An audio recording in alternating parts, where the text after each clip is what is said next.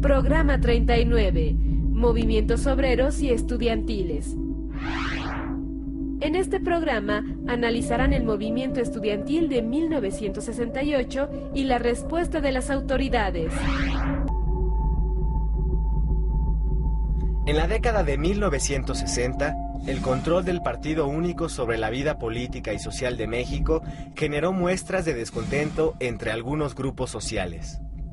Las demandas de mayor justicia social y de libertad para elegir autónomamente a sus líderes sindicales estuvieron en la base de los movimientos de ferrocarrileros, electricistas, médicos y maestros durante las décadas de 1950 y 1960.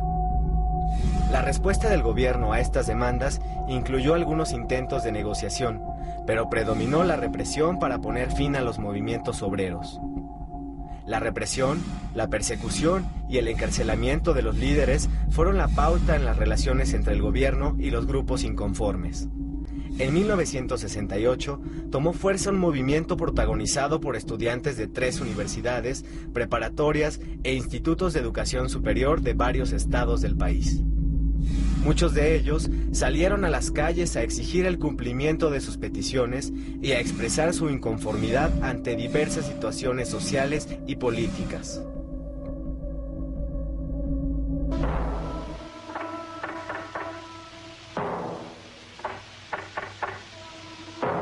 El movimiento estudiantil de 1968, ahora hay consenso entre los historiadores en que fue el movimiento social pacífico, ciudadano más importante de la segunda mitad del siglo XX.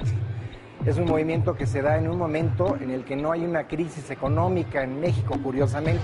Sin embargo, en lo político vivíamos bajo las coordenadas de un régimen de partido de Estado. El control que tenía en ese momento el gobierno, que estaba representado por el Partido Revolucionario Institucional, era un control político casi monárquico, ¿no? La figura del presidente era la que decidía en todos los rubros del país. Frente a esa situación, frente a ese contexto, es que se produce el levantamiento estudiantil de 1968, en el contexto de una oleada de revueltas estudiantiles prácticamente en todo el planeta. De manera que en el caso del 68 mexicano, es muy interesante porque es una revuelta generalizada, son estudiantes básicamente del Politécnico y de la Universidad Nacional. Es una rebelión básicamente enfocada en un principio en contra de la represión policíaca y de los granaderos. Hay una primera etapa del movimiento estudiantil caracterizada a finales de julio por la entrada o por un despliegue represivo policíaco y posteriormente de los granaderos, posteriormente del propio ejército mexicano, que culmina con un episodio muy importante, que es el bazucazo. Entonces llega el ejército mexicano y ¿qué realizan?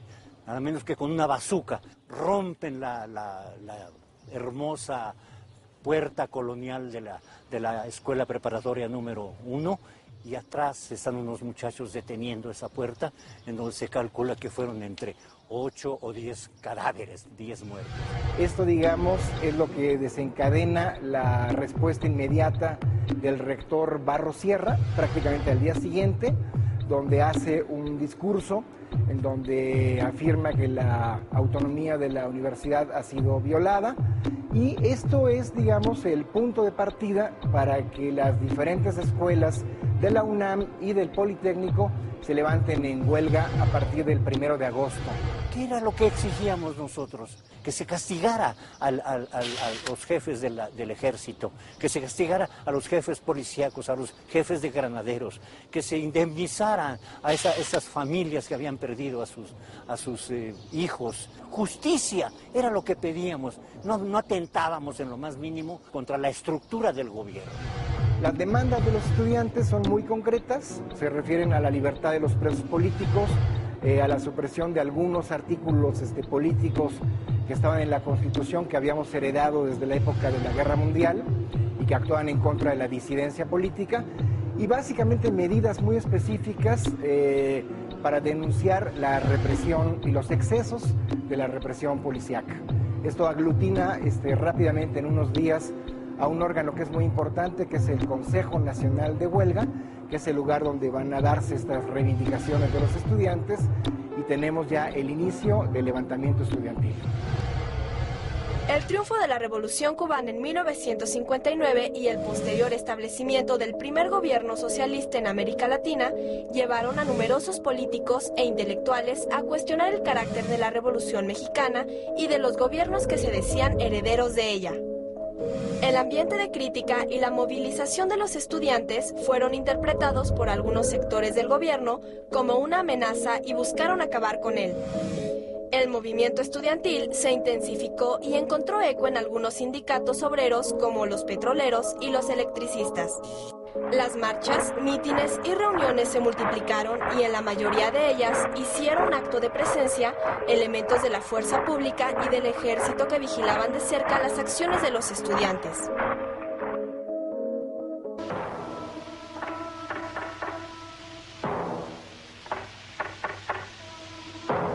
Una primera parte tiene que ver con la gráfica, ¿no? Con los carteles que podemos ver presente aquí atrás de mí. Está esta pared maravillosa que muestra la manera como los grupos estudiantiles se apropiaron, entre otras cosas, de todo el discurso olímpico y utilizaron toda la simbología olímpica, pero la adaptaron, por supuesto, a los móviles políticos y culturales que guiaban el movimiento.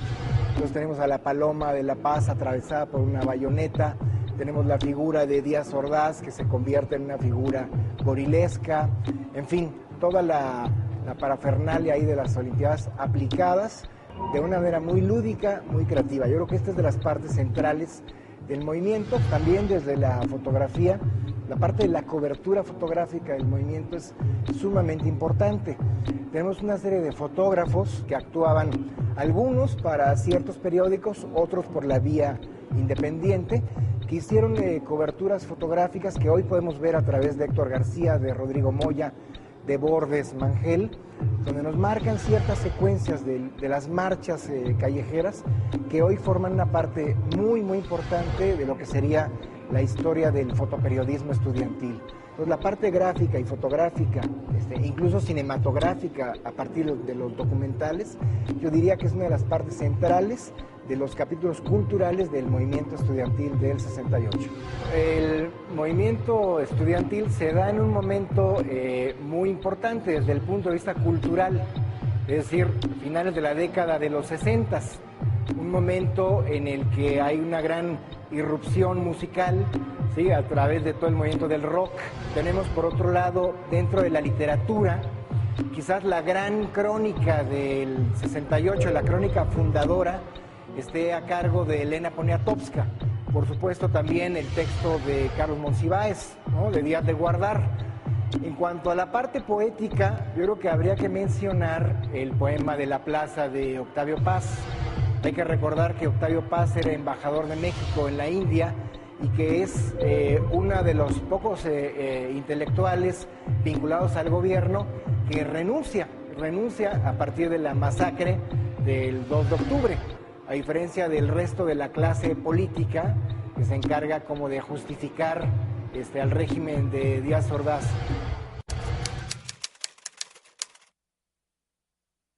Yo era el quinto orador de donde estaba allí precisamente la tribuna. Cuando yo quise entrar por esa escalera fue imposible, porque el Estado Mayor Presidencial, disfrazado de civil, no dejaban entrar a nadie. Entonces yo me dirigí precisamente ahí, a esa escalera. Cuando yo iba subiendo por esa escalera, ya estaba el mitin, ya había empezado el mitin, salió precisamente de ahí un helicóptero, dio la vuelta el maldito helicóptero, se fue para allá, regresó, volvió a entrar y cuando pasaba por aquí lanzó una luz roja.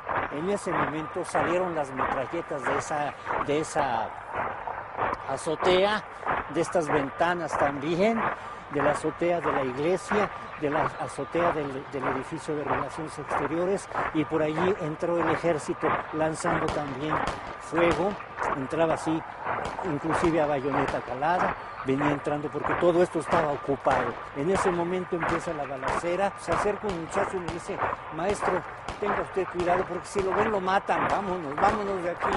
El muchacho me lleva del lado, del brazo derecho y en ese momento una bala le atraviesa la cabeza. Esa bala era para mí. Ese joven me había salvado la vida. Como les digo a ustedes, para mí este hecho es el de más trascendencia de mi vida. 2 de octubre no se olvida y es de lucha combativa. Tan solo 10 días después de lo ocurrido en Tlatelolco, se inauguraron los Juegos Olímpicos a celebrarse en el país.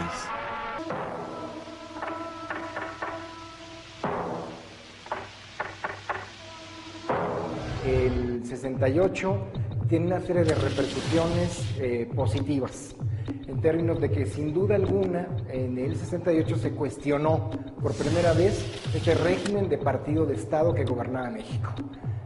A partir de ahí lo que viene es una transformación muy gradual del sistema político mexicano, ¿sí? Lo que tenemos en los siguientes 30 o 40 años es una pérdida del poder por parte del Partido Revolucionario Institucional, que tiene que compartir, digamos, la administración pública con otros partidos de oposición hasta llegar a la alternancia política en el año 2000. Sin duda, uno de los puntos de partida de esta modificación del sistema político mexicano hay que encontrarla en el 68. La otra serie de transformaciones importantes tiene que ver con el mundo cultural, es decir, finalmente el 68 es una gran crítica de los modelos culturales que privaban en México en aquella época. Es una reivindicación de un Estado de Derecho plural y democrático, que se va ejerciendo con altibajos en los siguientes 30 o 40 años. Entre las partes negativas o las repercusiones negativas del movimiento habría que mencionar el 2 de octubre, es decir, no podemos omitir que esto culmina con una gran matanza, un operativo que yo catalogo como un crimen de Estado. A partir de ahí entonces, en el 68, se incrementa también la represión por parte del Estado mexicano.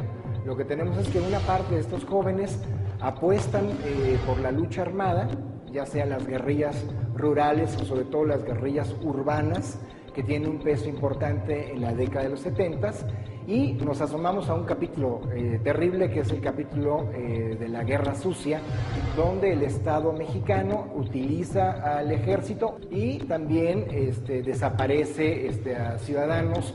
Díaz Ordaz decía que el 68 mexicano no tenía la menor importancia, que iba a desaparecer rápidamente de la memoria histórica.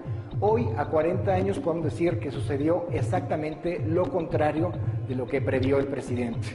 México es diferente, entre otras cosas, a partir del o gracias al 68, porque indudablemente que el saldo positivo es lo que predomina en este gran movimiento ciudadano, este gran movimiento civil, el más importante de la segunda mitad del siglo XX.